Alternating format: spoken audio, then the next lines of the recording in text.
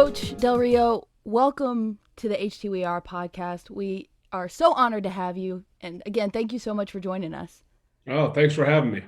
I appreciate it. Absolutely. So, Coach, it's been a whirlwind season like no other. Obviously, we don't have to tell you that. You had a limited off season. You had the whole COVID thing, all the adversity that this team fought through ultimately to win the NFC East. To what do you attribute the success of this team and specifically your defensive unit?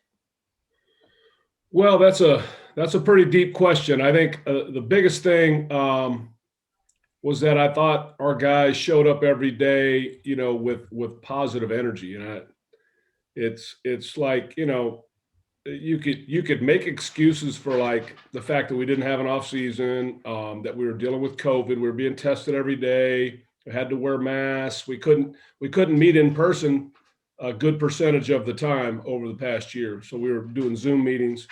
And I just think our guys were kind of like, just do it, just deal with it. Just, don't worry about things you don't have control over. And so I thought we did a really good job of just kind of sticking to the task, just kind of taking care of the job that was in front of us and not really worried about those other things. Yeah, absolutely. And obviously we know that your defensive unit was one of the highest ranked in the league, and it's been a while since we could say that in Washington, so it's a great thing to be able to say. And every game, every broadcast, it felt like everybody was talking about that front four, those first rounders, which obviously there's a lot of star power there. But is there a player that you would say that maybe kind of got lost in the fold, didn't get as much credit that, even possibly surpassed your expectations throughout the season? Well, I think first of all, what I tried to make very clear is that everybody in the league has talent. Everybody has first round picks, how many and where, it may vary, but everybody has talent. So the league that has talented players and coaches that you're preparing to go against each week. And we had that same group the year before and weren't very good on defense. So, my message when I got here was, look, talent.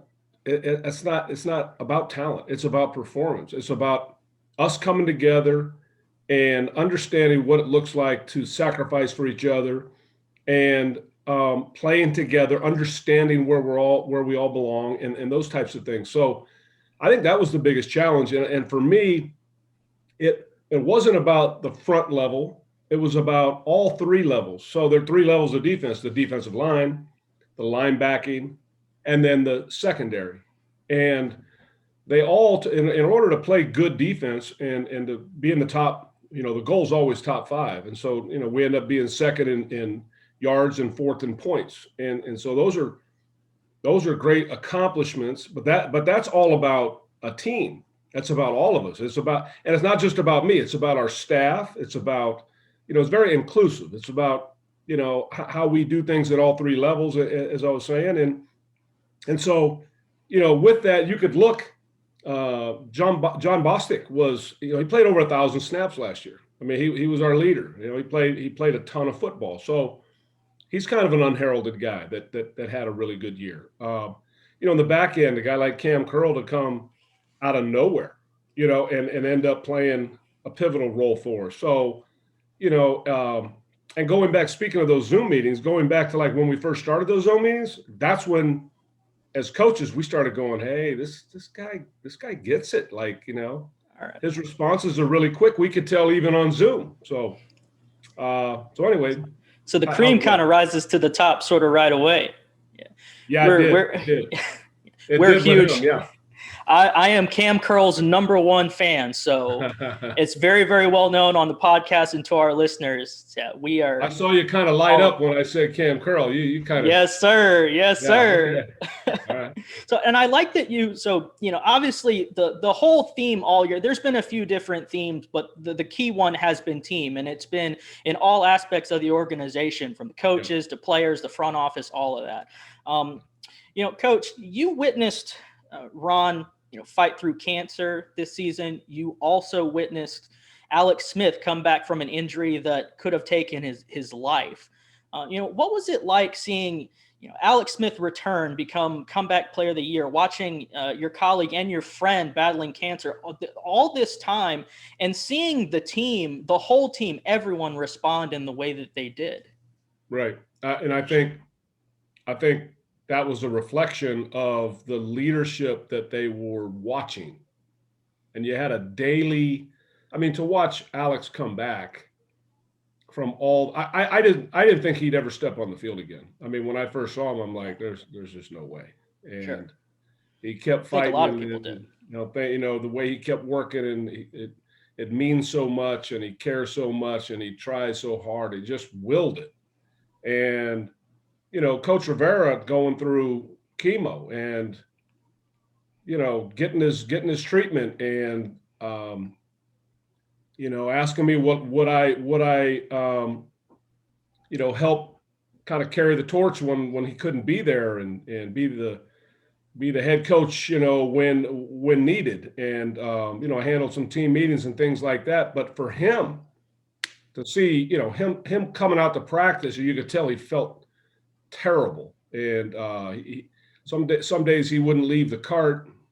Some days he had to leave early, or come late, those types of things. But the toughness, and it's like I always talk to our guys about, there are different types of toughness, and what we were witnessing was mental toughness. Now there was some physical toughness involved as well, but it was really more mental. It was like just determined, and not going to let it get them down. And I think with Alex and Ron, I think they both provided tremendous examples of what it looks like to just get up and fight every day.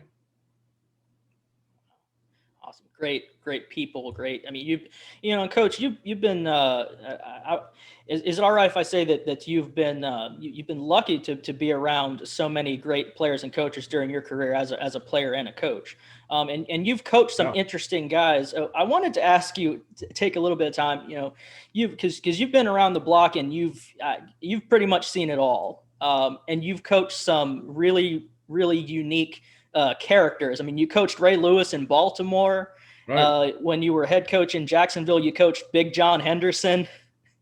Right. I mean, so you get the slap before the game, Yeah, exactly. Yeah. From our trainer, yeah. I'm curious to know, who's the biggest character, on defense, or maybe on the whole team that. That's easy.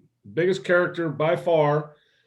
All right, because we just had our Zoom celebration reunion, 20-year reunion with the Baltimore Ravens from our 2000 Super Bowl winning team, and Tony Saragusa, by far. Goose. Oh, the Goose he's a nut, and he's so much fun. But you know what? When he had a great time, and it was fun to be around. But when it was time to go to work, and we stepped between the white lines, and it was time to. It didn't matter if it was a walkthrough, a full speed practice, or what. You talk about a guy that was locked in all ball, and but yeah, he was definitely the biggest character. Who's the guy that would be on this current team? Who's the biggest character on Washington football team? We've got a few. I get a kick out of Montez Sweat. Really? Okay. Yeah. He's kind of quiet in his own way, but he's funny, and I really enjoyed being around him this year. I think he and Chase, they hit it off. They'll bring the best out of each other, and I just think I think Montez. I think he's a great young man. I think he's got a really bright career ahead of him. Absolutely. I don't know, Coach. Did you see the Step Brothers memes going around of Chase and Montez? No, I didn't. There is, it's a whole thing, man. Really? So, and hopefully they're going to be there'll be a duo that offenses are going to have to reckon with for years to come. So yeah, for sure.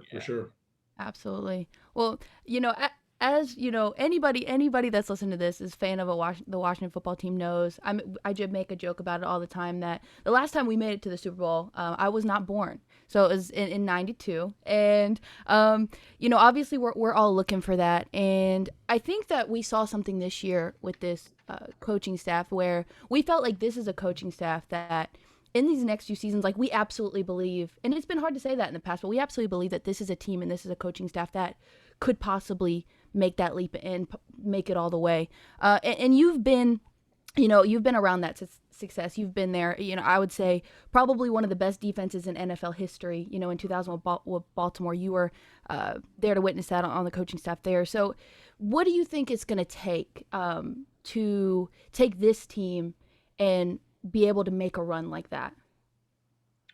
Yeah, I mean, you've got to give yourself a chance. You've got to earn your way into the tournament, the postseason tournament, the playoffs. And once you're there, it's just a matter of getting hot. And that's, so what do you have to do? You have to build a team that consistently get in and consistently challenge for a championship. Getting into, going in and making those kind of proclamations. I've never been about making those kind of proclamations, but I'm sure fighting for it every year I've been in the league. That's what I've been fighting for. Now I've been part of the league for 35 years, playing and coaching. Okay, so since 1985 when I was drafted by the New Orleans Saints, been in the playoffs several times, been to 2 Super Bowls, won 1 and lost 1. So when you watch Tom Brady, 19 years, 10 Super Bowls. 7 of them wins, 5 MVPs. I mean, come on. It's like, does it make you a little sick, Coach? and Tom has knocked us out. I mean, I've been knocked out by Tom. I think that's my 4th time. So we advanced one time in Denver, beat him in the championship game, and went to the Super Bowl. But it's not easy to do. It's not easy to do. But I do know this. I think there's a certain way that you conduct yourself. I think there's certain players. There's a certain type of player that you're looking for that just has some of that grit. And I think you saw some of that this year. I think you saw, to me, the fabric of the team, the core of the team. There's some strength to it. There's a grittiness to it. We're every game it was just keep fighting. The guys never batted an eye. They stuck together, and to me, there's something about that type of core. So I think we have a good beginning, and now that's obviously, we've got to add to it this year. We've got to be good in strengthening our football team during this off season and get ready to go. Absolutely, Coach. And you brought up, the off season. I was curious, and I'm sure our listeners are curious to know, Coach. So the offseason's upon us, and we all know the NFL it's a year-round thing. It never ends. But what are some things that you enjoy doing in the offseason? How you like to unwind, once the season's over? Well, I'll when we get a chance, I'll get down and spend some time on the beach in Florida. I will definitely get some golf in. So I work out quite a bit, try and stay in shape, stay healthy. And you look like you could still play, Coach. Yeah, no. No, my playing days are behind me, but I sure miss it. And I really did love it. And it's, to me, it's the ultimate, football is the ultimate team game. And I know it's kind of cliche, but all you have to do is watch each weekend. There's so many examples of it. And I love being there for my teammates, and I love the physicality and the intensity of football, and there's really nothing like it. It's the greatest sport in the world, and I don't think any of the other sports even come close. And you said you miss being a player. A lot of people don't know that you played for over a decade in the NFL before you got into coaching. I'm curious to know, how does the experience differ from a player standpoint to a coaching standpoint? And is it as rewarding? Is it rewarding in different ways? How do you kind of see those two? Well, it's still competition at the very highest level. So that's what I love. I really enjoy the idea of us game planning during the week and then kind of putting everything out there on game day. And playing or coaching, you prepare, you spend a lot of time, and there's this build up, there's anticipation and the smells and the sounds and I just love it. Now I miss the fans. I mean, honestly, uh, the interaction with the fans. I like to, right before the national anthem, I like to look up and just take it in and look at all the people that are there watching us perform on the biggest stage and just kind of take it in, soak it up, and and then yeah, and then when the national anthem plays, there's just to me there's just it's just awesome. I just love that. So I missed that this year, and then the reaction when we have plays. I mean, you want to turn around, yeah, you want to turn around and celebrate. So it's like there's nobody there this year. So really can't wait for them to open it back up. And we get our fans back out there, and we have that interaction. It's so cool. We can't wait for it either, Coach. Yeah, absolutely. Well, you said, speaking of missing things, you said you miss, like hitting players, you miss being on the field. I wonder, I'm so curious, is there one play that you look back on from your playing days and you would say, yeah, that was the greatest play in my career? And if so, what was it? Whew. That's hard. I would say probably one of the cooler moments was when I got an interception on Monday Night Football and got up and returned it 84 yards for a touchdown. And so it took a little time to get there, but it, it was cool. It was cool. I picked up some blocks along the way and knew how to find the end zone. So yeah, I think big touchdown on Monday night because everybody gets to see it. All your family back home, all your coaches from high school and stuff, all your friends, all that. They're all watching. All your peers are watching. So that was a pretty special moment. Yeah, I'm gonna have to. You gotta find that. You gotta find that piece of. You gotta find that piece of film and run it back and put it next to Cam Curl's big pick six that he had. Right. What was your? You remember your 40 time, Coach? Yeah, I wasn't fast like those. Yeah, Uh, I was more of a 4.8, 4.9 guy. I wasn't fast, but I always played like in my pads to my speed, and I always felt like I could mentally know where things were going and beat them to the spot. So I played a different game than really what I look for now. I mean, I'm looking for speed. We want speed all over the field, and so we'll continue as we add in the offseason. You'll continue to see the emphasis on adding speed. yeah. Is there a player on this current team right now that reminds you at all of yourself as a player? Oh no, I wouldn't want to do that to poor guys. If I were to do that, they'd get killed in the locker room. Yeah. I'd assume that you have, because I think of like swagger, and I would think of Jack Del Rio, the player. I think of somebody like Cole Holcomb with like the mullet, and you may not be a mullet guy, but like to me, I was never a mullet guy. he has this swagger about him though that I'm like, man, he's just a cool player. I would assume that that's kind of how you were when you were in the league, just like the cool guy. That's what I would. Thank you. I appreciate that. I'll take that as a compliment.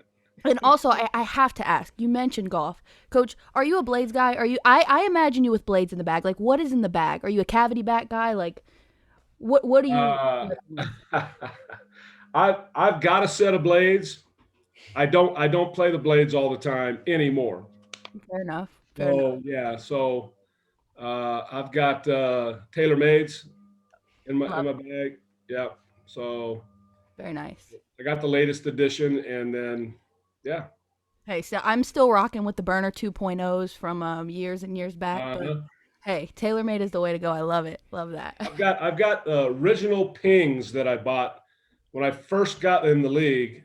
I said, one of the first things I'm going to do, so I'm going to get this set of golf clubs, and I put my name on the hosel and everything, and I still have those. So those are kind of keepsakes. That's great. I love that. Awesome. I have nothing to contribute to the golf talk. Hey, Maddie Jane's the golf pro here on HTWeAre. And actually, and Coach, so both of us obviously we've been Washington football fans since the womb, really. And we're both musicians. And I saw you retweeted a drum video the other day. Are you into music at all? Well, I love music, but that's my brother-in-law Stanton Moore, and he is married to my daughter Lauren. They live in New Orleans. They own Tipitinas, He plays in the band Galactic. He also plays with a little trio, and yeah, he's a really accomplished drummer, and he does some stuff online, has courses and teaches and all that online. But Stanton Moore, yeah, he's cool. He's a really good musician and a good man, good Awesome. husband for my daughter. Well, that's the most important part. That's the number one. That is the most important Yeah, part. yes, sir. I'd be scared to death showing up to take out Jack Del Rio's daughter. You kidding me? Yeah, I've Oh man. given him some rough, well, not so much Stanton, but I've had a few guys that I've had to help them understand just how important my daughter, is to me. Yes, sir. Yes, sir. Yes, sir. Well, Coach, we won't keep you. We won't keep you much longer. I got one more question I want to ask for you. Obviously, so this year has been different and special in so many ways, and I really hope that the fan base has. And I think that I can speak for the fan base when I say that we really have welcomed everyone into our family. We really look at it like family here in Washington. We really do appreciate everything that you and Ron, all the players, that all of y'all have done representing us in the way that we feel like we haven't been represented in a really, really long time. But with all that being said, was there a moment this season, any time during the season, was there one moment specifically that you'll take with you?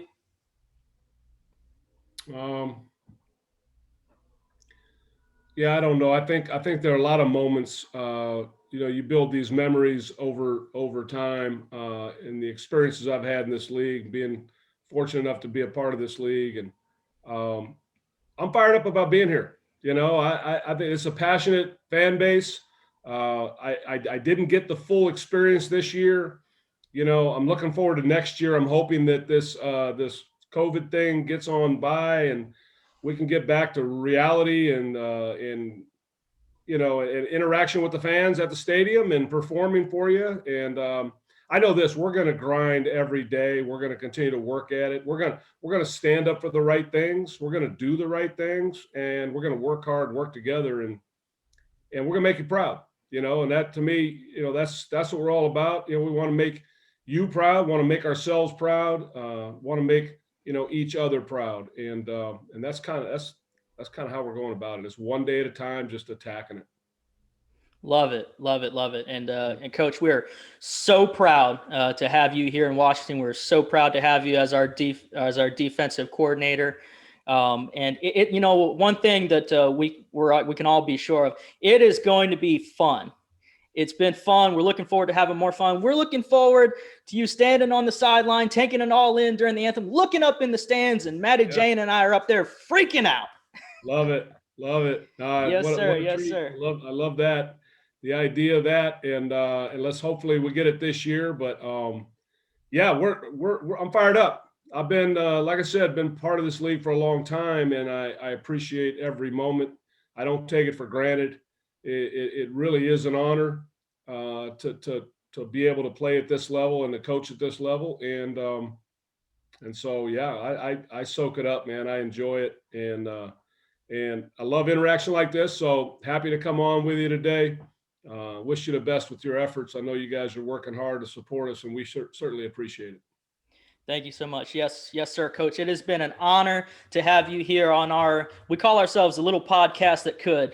It's a little fan podcast. Two yahoos just don't know nothing, but we love. No zingers, no last questions. You better get one last shot. You got one last shot. Okay.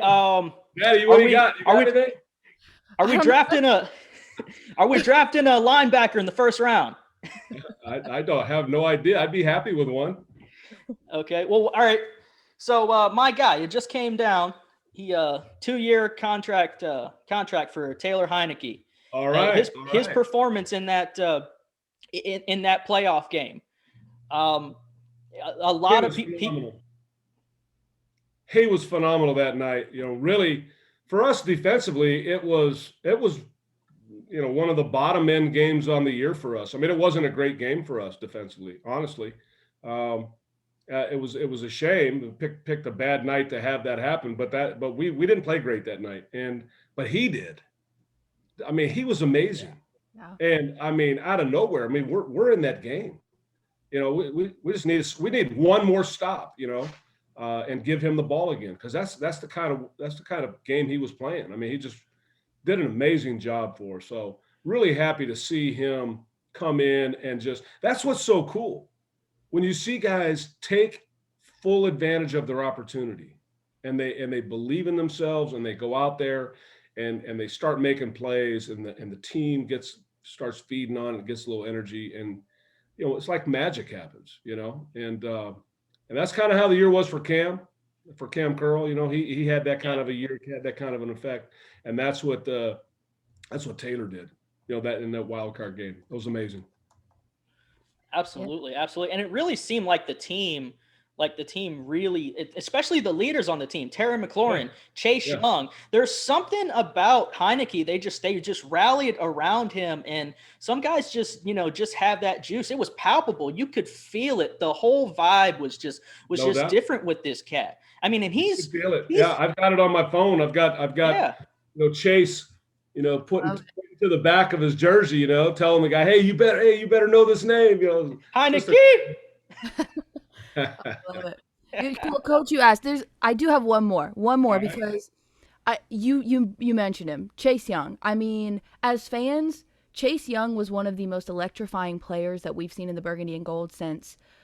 Honestly, I think a lot of us would say even Sean Taylor, like just absolutely High electric. praise. Yeah, I mean, on and off the field, we were watching him. I had more fun, almost more fun watching him on the sidelines, hyping up everybody than I did Mhm. on the field. Like, it was amazing. I haven't seen energy like that in a long time. You coached him, and he speaks so highly of you all of the time, anytime he's asked. And sometimes when he's not even asked, he just voluntarily talks about how amazing you are. What is it like, Chase Young? I mean, we see it from the, fan perspective, but like, what is it really like being in the room with him? What is that like? Well, it's awesome, you know, when you have a guy, and I've had some really good players that I've played with and coached, had been able to coach. Um, when he came in, obviously his physical talent, there's no question about that. You know, he's gifted, right? But when he came in, his maturity level and his humility and his willingness to take coaching and listen to others, that was top shelf. And I'm like, all right, we've got something here, because yeah, if you don't approach it that way, it's really hard to grow. It's really hard to absorb what you need to learn and to really progress as a young player. There's so much to learn. But when you come in with an open mind and you're a sponge and you're humble, but you're still confident, you're willing to work and do all those things, and that's the way he came in. And then as the year went on, it just was natural. He's a leader, you know. He loves football. He loves his teammates. He genuinely cares, and I think when that's the case, I think it just is a natural, kind of process where leadership emerges, and that's what occurred with him. So it's awesome. Amazing. Oh, it's amazing. Yeah, good It Amazing. is stuff. awesome. It's amazing. It's awesome, Coach. This has been amazing for myself, for Maddie Jane. Again, can't thank you enough for coming on our podcast. You have an open invite, Coach. Anytime you want to come back on, chop it up. We're more than happy to have you, and we hope that you have a great offseason. We look forward to so many great things, so many more great memories, and hopefully a championship these next few years, Coach. All right. Well, appreciate it very much. Thanks for having me on. Wish you guys the best. We'll talk to you in the future. Appreciate it, Coach. Take care. All right. You're welcome. See ya.